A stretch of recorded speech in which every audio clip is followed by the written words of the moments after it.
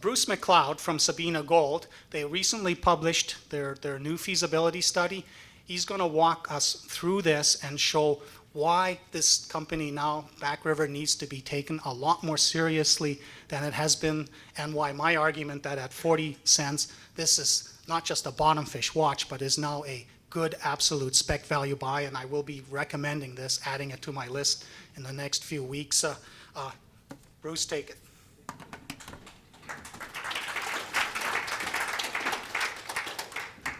Well, I think John stole my thunder. Do we have any questions? Since he has given you the conclusion, what I will do is actually give you the fundamentals to why I completely agree with John. I will be making forward-looking statements, so our usual cautionary notes. I'm a new CEO to Sabina. I started in February of this year, but it is something that I spent about 3 months doing due diligence before investing in personally. And we look at a CEO making an investment, it's not like buying some stock, and if I decide I'm wrong, I can move on. I've learned, and actually the hard way in this business, that you do your due diligence on the way in, not on the way out. So I've spent several months looking at all aspects of this, and my background is as an explorer, developer, mine builder, and certainly have had success in this sector. And what Sabina has is the attributes that I think will allow this management team and this company and the shareholders to share in the success going forward.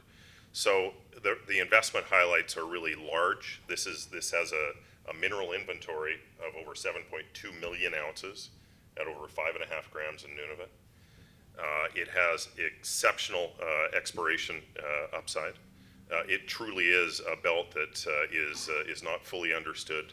And we feel very strongly that there are additional secrets and additional ounces that we will be extracting and showing value from. It is an excellent jurisdiction. 30% of the GDP in Nunavut is from mining. It is a mining-friendly jurisdiction. And I think more importantly, particularly when we're in a market like this today, that John, looking at showing what I think his term was roadkill, having a treasury at $28 million where you don't have to go to market and you're not staring at that double-barreled shotgun called massive dilution is a big help. And again, the board and management team, I think that can help us to execute. When I talked about resource growth on Back River, this is a project that's actually been around since the 1980s. It was owned by Homestake, it was owned by Kinross, it was owned by Arauco, it was owned by Wheaton River, Miramar, and Dundee Precious. But during that, over 20 years, it went from 0 to 2.2 million ounces. And a gentleman by the name of John Wakeford, who is still with us today, who was largely responsible for the success at Hope Bay, truly unlocked the geological model at Back River.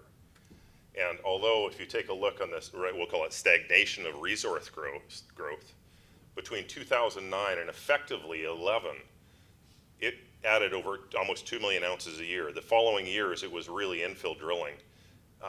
And drilling essentially stopped on this project because at 7 million ounces, it was time to put a feasibility together and show what the economic consequences are. And last week, we delivered the results of that feasibility. A little more about exploration potential. This isn't a property, it's a district. And we own this district entirely. It's about an 80-kilometer long greenstone belt. What you're looking at here in black are the reserves. What you're looking at in yellow and pink are drill targets that have not been drilled. There's another 54 targets on this. Why aren't we drilling them? Well, we have been a victim of this market, much as I'm sure that many of the investors here have been a victim of this market, that today we traded a discount to what our finding cost is an ounce. And our finding cost is low between 2009 and 2011, about $30 an ounce. And we trade at $6 to $7 an ounce. Therein lies the opportunity, but and certainly, and what we feel strongly as John does about the revaluation, and that exploration will be at a point that we can show that it's accretive, but today it is not. I think today it's more important that people understand the belt, they understand the economics of what we found, and to go forward. I like to use other people's quotes, especially people that are smarter than me. Chuck Jeunesse, CEO of Goldcorp, was asked a question at the BMO conference in February. Chuck, what kind of asset deals would Goldcorp be interested in? Goldcorp is only interested in assets with greater than 5 million ounces, with high grades and safe jurisdictions. And we think there's only 10 in the world. Well, I think we've got all the ones that have high grade there. And what separates Sabina from those two on the left, we're the only one with a significant open pit, cheaper mining component. And again, at 6.21 grams in total, where 54% of our reserve is mineable from open pit. With working in a safe jurisdiction, there's a curve that talks about geopolitical risk, and what also lies on that curve is permitting risk. Because everybody loves surety of title, but everybody has to understand with surety of title, there comes a corporate and social responsibility that means you have to go through many hoops in order to ascertain that you can actually develop that project responsibly. And Sabina has done a fantastic job over the last several years of being good citizens in Nunavut, spending an incredible amount of time working with those communities and the people that are affected. Even though we're 300 kilometers from the closest community, a tremendous amount of money has been spent, and time and goodwill. And we are 2 years into our permitting process. We've already had our first public hearings with the Nunavut Impact Review Board. We have given them our list of commitments which from a financial perspective is one of the things to look at. It is something that we feel that we can do within our feasibility and move this project forward. Final permitting, we will put our final FEIS in this fall. It is a northern project, and remember, we are flying out bullion, gold, doré, so by aircraft, same way we move our people in. To put it into perspective is the Lupin mine, which was landlocked, had a 700-kilometer ice road from Nunavut. We're 155 kilometers from Bathurst Inlet, and we're using existing marine transportation routes. From the west is reagents, grinding media, from the east, fuel, and 155-kilometer ice road to the site. One small correction on John, it was a pre-feasibility that was put out before that we've made some significant improvements on. This is a feasibility. And I think one of the things that is noteworthy on that feasibility is we've looked at every single feasibility, pre-feasibility, scoping study, PEA that's been put out in the last 2.5 years. We can only find one example where someone's actually used $1,200 gold, and we've been locked in this price.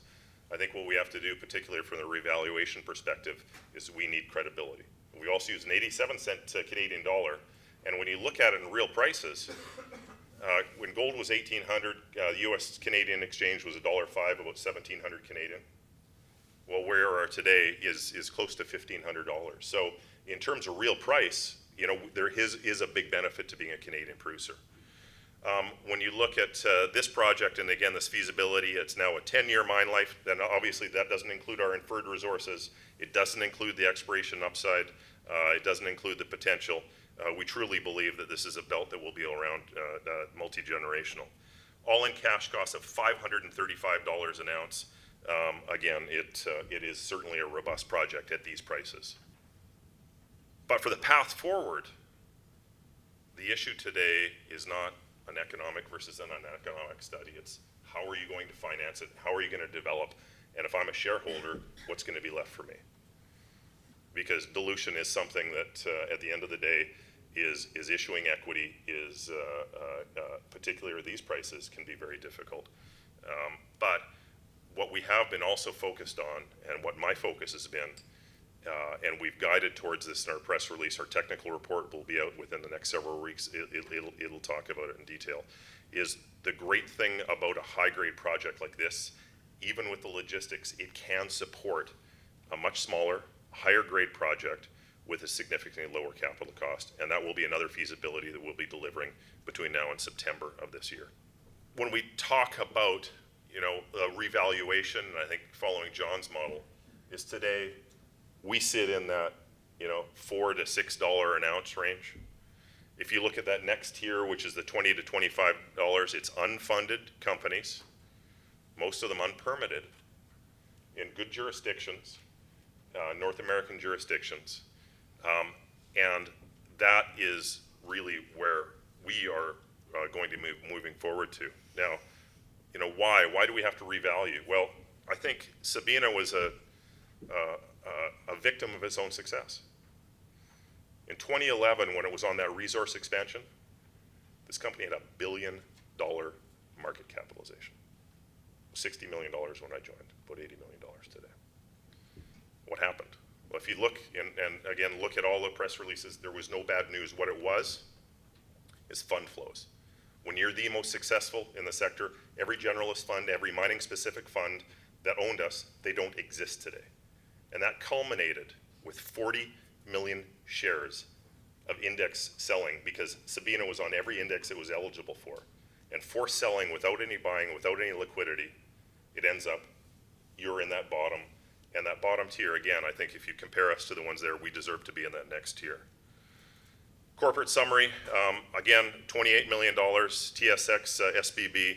Both myself and Nicole will be out, and a 10-minute presentation is enough, I hope, to give you a flavor of the company. But certainly, we think the future is very bright for Sabina. Thank you very much. Thank you, Bruce.